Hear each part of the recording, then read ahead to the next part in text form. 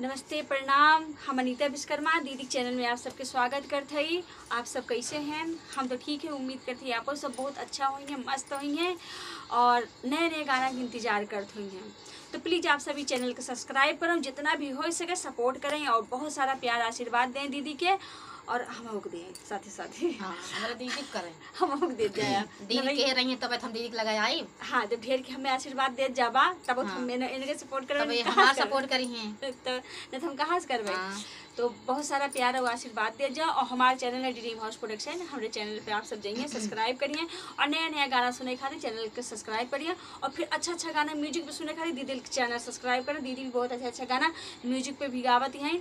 Please आप सब channel को सब्सक्राइब करें, जितना भी हो सके आप सब सपोर्ट करें।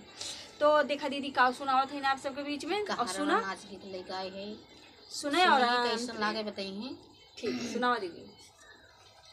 बगिया बोलई हो कोयलिया, बगिया बोलई हो कोयलिया, बागही बीचे कान्हा जेवना बनावई रामा, बागही बीचे राधा जेवना बनावई रामा, जेवना जेला हो कन्हैया, जेवना जेला हो कन्हैया, कैसे के जे मऊ राधा तोहरा बनला जेवनावा हो, कैसे के जे मऊ राधा तोहरा बनला जेवनावा हो, धोखवा दे बिहू हो गुजरिया, बजी के फाटल हो चुनरिया,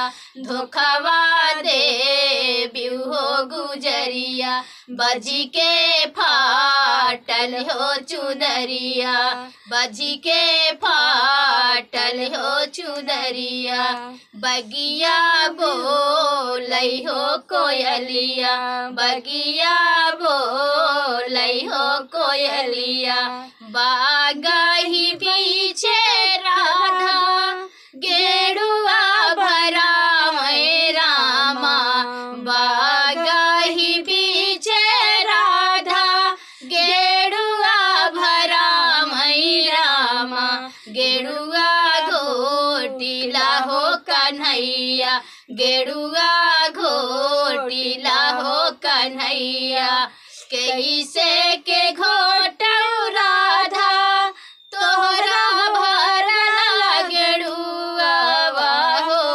कैसे के घोटऊ राधा तोहरा भरला गेरुआ हो, धोखवा दे बिहू हो गुजरिया, बजी के फाटल हो चुनरिया, धोखवा दे बिहू हो गुजरिया, बजी के फाटल हो चुनरिया, बगिया बोलई हो कोयलिया, बगिया बोलई हो कोयलिया, बागही बीचे राधा बीरवा जोड़ावई रामा, बागही बीचे राधा बीरवा जोड़ावई रामा, बीरवा कूचिला हो कन्हैया, बीरवा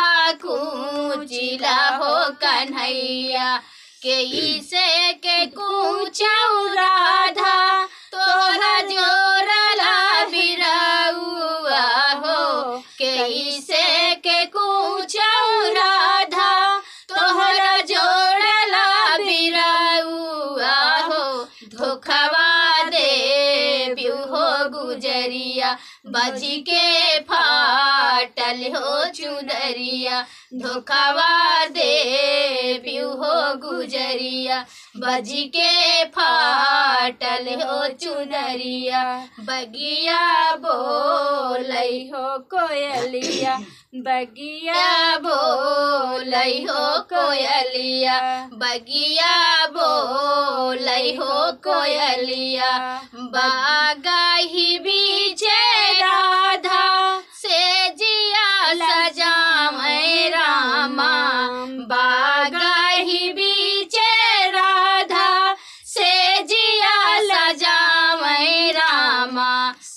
जिया लेटिला हो कन्हैया से जिया लेटिला हो कन्हैया कैसे के लेटऊ राधा तोहरा सजला से जरिया हो कैसे के लेटऊ राधा तोहरा सजल से जरिया हो धोखवा दे बिहो गुजरिया धोखवा दे बिहो गुजरिया बाजी के फाटल हो चुनरिया बाजी के फाटल हो चुनरिया।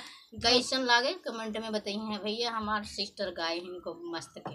हाँ भैया, हम बहुत मेहनत से गावत है, समय लगा कर गटई बैठी बा। आप सब जैसे भी हो सके गाना के प्यार और आशीर्वाद ढेर के दें और कमेंट के बताइए आप सब गाना कैसन लाग।